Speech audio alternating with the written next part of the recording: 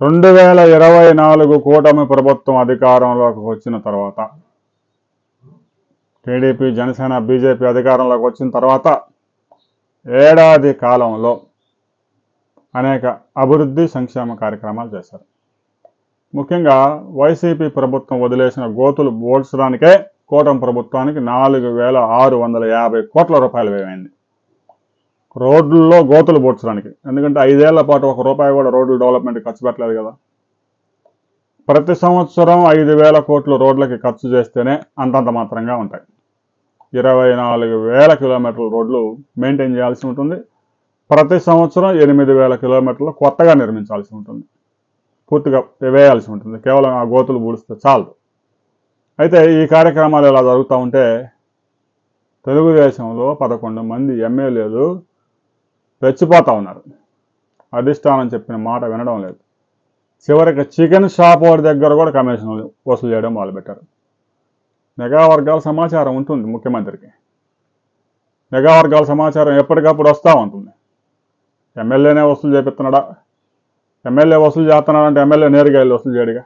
ఒక్కొక్క ఏరియాలో ఒకడు ఉంటాడు, వాడు వసూలు చేస్తాడు.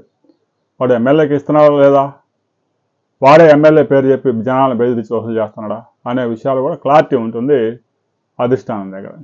ఒక 11 మంది ఎమ్మెల్యేలు రాష్ట్ర వ్యాప్తంగా రెచ్చిపోతూ ఉన్నారు. అధిష్టానం ఇప్పటికే ఒక 3 సార్లు పిలిచి వాళ్ళందరికీ వార్నింగ్ ఇచ్చింది. పద్ధతి మార్చుకోండి, తీరు మార్చుకోండి.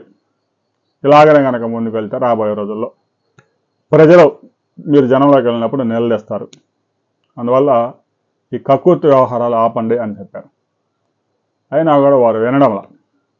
ఆ 11 నియోజకవర్గాల్లో ఎమ్మెల్యేలు ఉండగానే మరి మన మాట వినడం లేదు కాబట్టి నెక్స్ట్ టైం వాళ్ళకి ఎలాగో ఎమ్మెల్యే టికెట్ ఇచ్చే అవకాశం లేదు.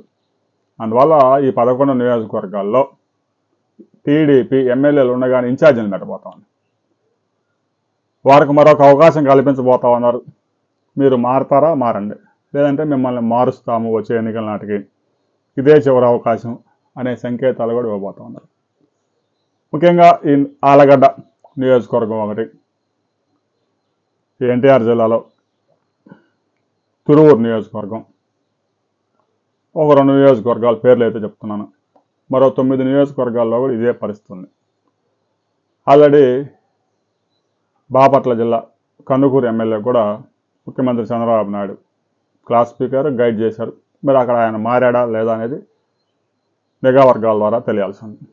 రాబోయే కొద్ది రోజుల్లో 11 నియోజకవర్గాల్లో టీడీపీ ఎమ్మెల్యేలు ఉండగానే ఇన్ఛార్జీలు రాబోతా ఉన్నారు. మరి టీడీపీ ఇన్ఛార్జీలను ప్రకటిస్తే ప్రతిపక్షాలకు ఆయుధం దొరకదా అనే అనుమానం కూడా మీకు రావచ్చు.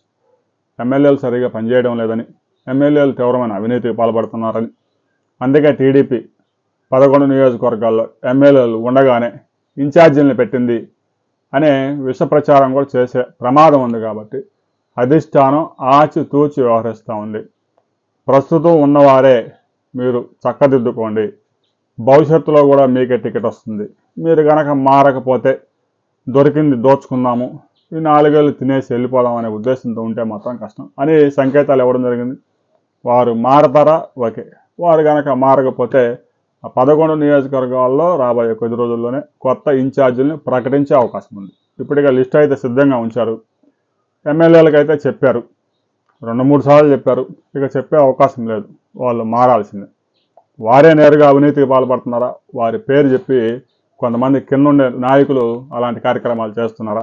అలాంటి కార్యక్రమాలు చేస్తే ఎమ్మెల్యేలు సమాచారం సేకరించుకొని అలాంటి వారిని క్లాస్ స్పీకర్ నియోజకవర్గాన్ని సెటరైట్ చేసుకోవాలి. అలా చేసుకోకుండా వదిలేస్తే ఎమ్మెల్యేకే బ్యాడ్ నేమ్ వస్తుంది.